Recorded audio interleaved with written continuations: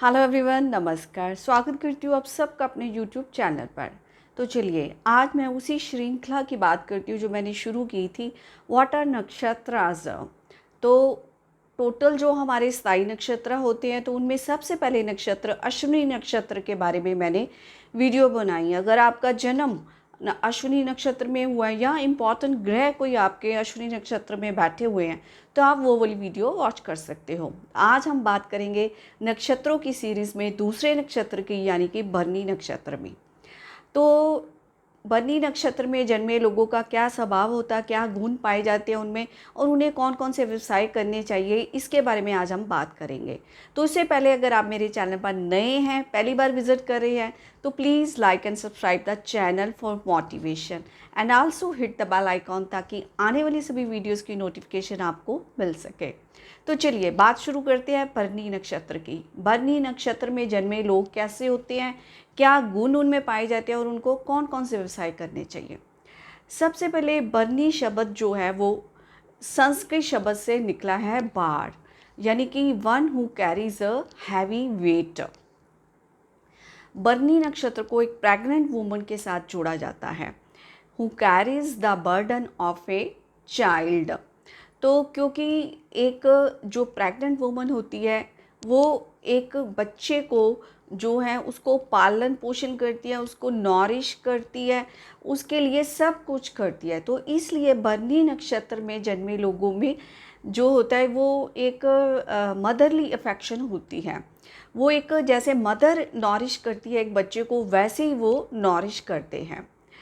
तो अब इनकी लुक कैसे होती है जी, इनकी आइज़ जो होती है वो बड़ी बड़ी होती है आइज़, और बड़ी ही आइज़ अट्रैक्टिव होती है। और इनकी स्माइल जो होती है वेरी वेरी ब्यूटीफुल, इनकी स्माइल बहुत ब्यूटीफुल होती है। और उनके ये थोड़े से जजमेंटल होते हैं, थोड़ी सी जो लाइफ होती है इनकी स्लो चलती है, ट्रैफिक जैम की तरह। क्योंकि देखते हैं ना, जैसे हम लोग प्रयत्न करते हैं और कोई कार्य में भी, और उसमें हमें सफलता नहीं मिलती है, तो हम थोड़े से इरिटेटिंग हो जाते हैं।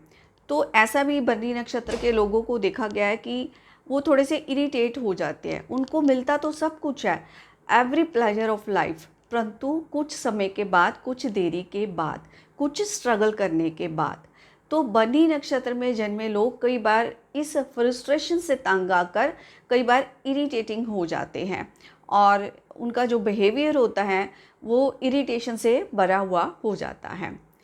अब जो भरणी नक्षत्र है, तो ये थोड़े जो है सीक्रेटिव भी होते हैं। क्योंकि जो कहा जाता है कि अगर ये अपने पैसे को सीक्रेटिवली जोड़ते हैं तो बड़ी जल्दी उसमें ग्रोथ होती है। भरणी नक्षत्र वाले लोगों को अपनी पैसे की चर्चा दूसरों के सामने नहीं करनी चाहिए। उनको अपना वेल्थ जो है छुपा कर रखनी चाहिए, तो वो जल्दी ग्रोथ करेगी। जिस तरह से एक बेबी मदर के वूम में सीक्रेटली अंदर पनपता है, अंदर ग्रोथ उसकी होती है, उसी तरह ये अगर अपने पैसे को सीक्रेटली रखेंगे तो इनकी ग्रोथ पैसे की जल्दी होगी और बहुत अच्छी होगी। इनकी वेल्थ जो मल्टीप्लाई होगी। तो जो भरणी नक्षत्र जो है, इसके जो मेष राशि में पड़ता है, जैसे मैंने बताया था कि मेष राशि में अश्विनी नक्षत्र और भरणी नक्षत्र और कृतिका का एक चरण जो इसमें पड़ता है। अश्विनी के 4 चरण, भरणी के 4 चरण और कृतिका का एक चरण मेष राशि में पड़ता है। और मेष राशि के स्वामी मंगल होते हैं, और जो भरणी नक्षत्र है उसके जो स्वामी हैं वो शुक्र है। तो इस नक्षत्र में जन्मे लोगों में मंगल व शुक्र दोनों की एनर्जी पाई जाती है। और इनके जो डाइटी हैं इस नक्षत्र के, वो यम है, गॉड ऑफ डेथ। जो यम है गॉड ऑफ डेथ, तो वो हमारी जो हमें कर्मास का हमारे रिजल्ट देते हैं, but after the death, just as Shani.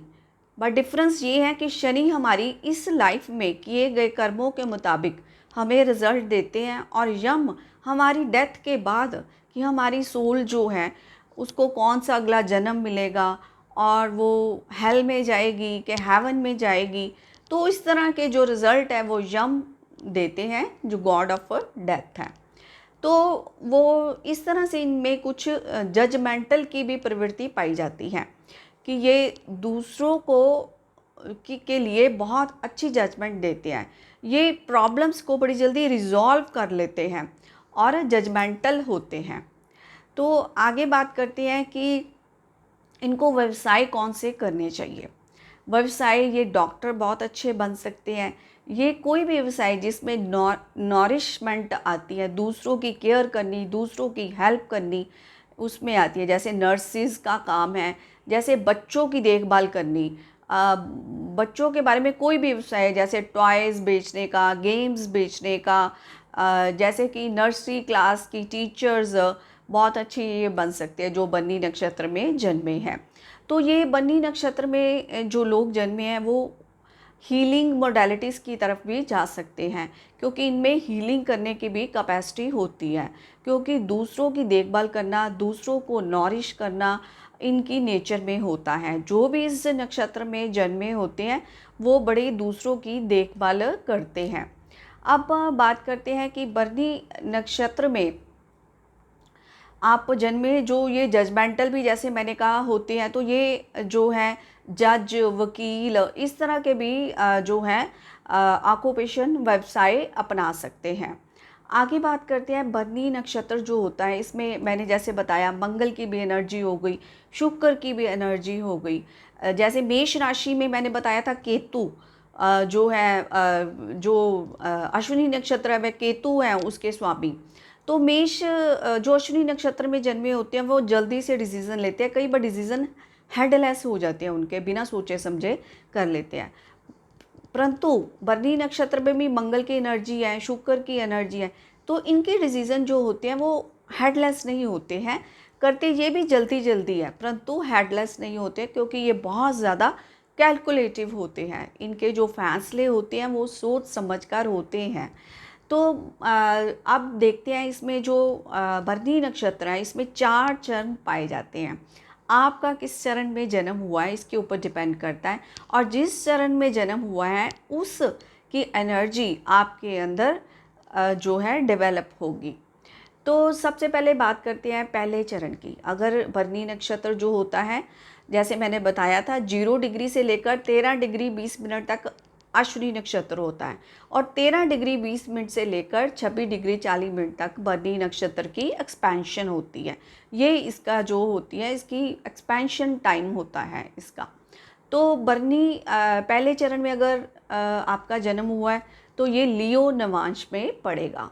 तो इसमें बन्नी का जो स्वामी है वो शुक्र है, शुक्र की एनर्जी तो आप में होगी होगी, और साथ में सूरज की एनर्जी भी आप में आएगी। आप बड़े रेगुलर होगे, बड़े पंक्चुअल होगे, बड़े डिसिप्लिन होगे, कार्य कार्य करने की बड़ी कार्य जो करने की क्षमता आप में बहुत होगी, और विल पावर आपकी बड़ी स्ट्रांग होगी, आप अपने गोल पर फोकस्ड होंगे। और आगे बात करते हैं दूसरे चरण की। दूसरा चरण जो है वो वर्गो नमांश में पड़ता है, यानी कि एक तो शुक्र की एनर्जी आप में होगी और दूसरी होगी आप में बुध की एनर्जी। आप जो है बुध की एनर्जी होने से आप में मैथमेटिकल स्किल बड़ी होंगी, आप कैलकुलेटिव बड़े होंगे, आप कोई भी बिजनेस बहुत अच्छे से हैंडल कर सकते हैं, व्यापार में आप बड़े कुशल व्यापारी बन सकते हैं अगर आपका जन्म दूसरे चरण में हुआ है। तो आगे बात करते हैं तीसरे चरण की। तीसरे चरण में जो नमांश पड़ेगा वो तुला नमांश पड़ेगा। ये थोड़ा सा इसमें जो नेगेटिव पॉइंट्स देखने को मिलते हैं, एक तो पहले ही आप में शुक्र की एनर्जी है, तो तुला का भी जो स्वामी है वो भी शुक्र है, शुक्र की डबल एनर्जी हो गई। तो आप इस एनर्जी को नेगेटिव वे में भी यूज़ कर सकते हैं। जैसे आप रिलेशनशिप इशू में हमेशा रहेंगे, कि अगर मान लो कोई आपको रिलेशनशिप गलत मिल गई है, वो आपके साथ बहुत बुरा बिहेवियर भी कर रहा है, परंतु आप उसे छोड़ने की हिम्मत नहीं कर सकोगे, आप उसी के इर्द गिर्द घूमते रहोगे, अपना तो 100% आप दोगे और उसी के जाल में आप फंसे रहेंगे और आप उस रिलेशनशिप से कभी भी बाहर नहीं निकल सकेंगे।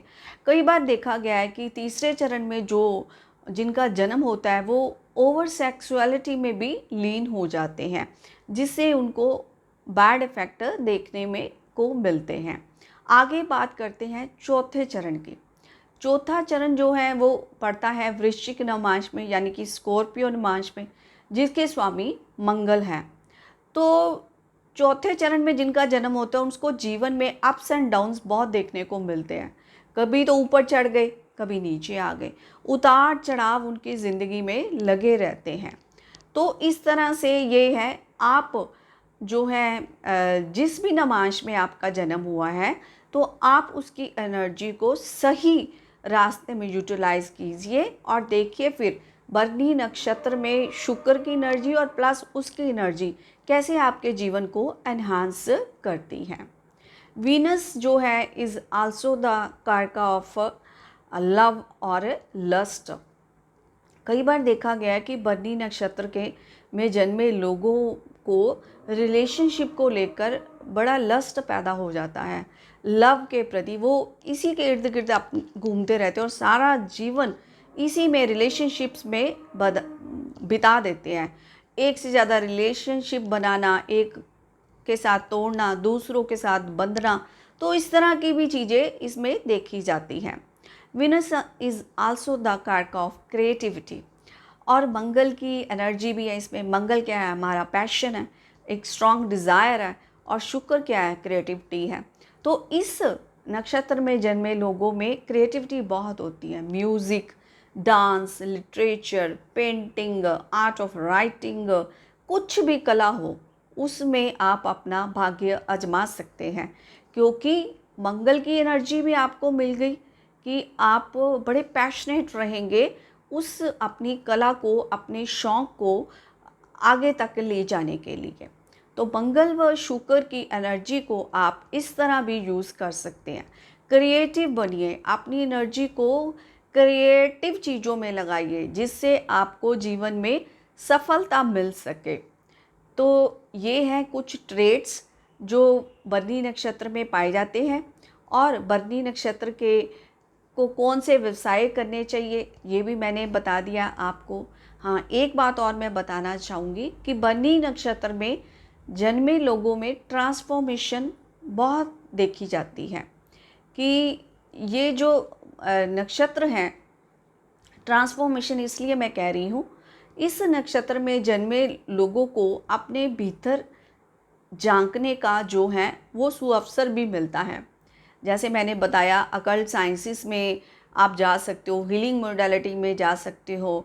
तो इसे आप क्या मेडिटेशन करके या कुछ भी करके अपनी ट्रांसफॉर्मेशन कर सकते हो, अपने अंदर जाकर जान सकते हो कि क्या आपको ज़रूरत है और क्या आप चाहते हो, आपका गोल क्या है, आपका पर्पस क्या है लाइफ के लिए।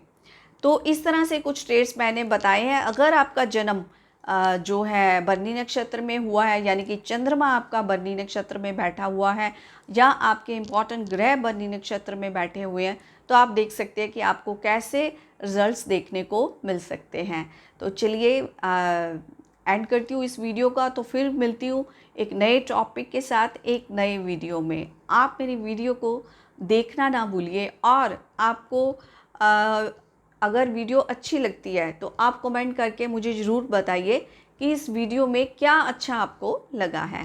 Thank you so much.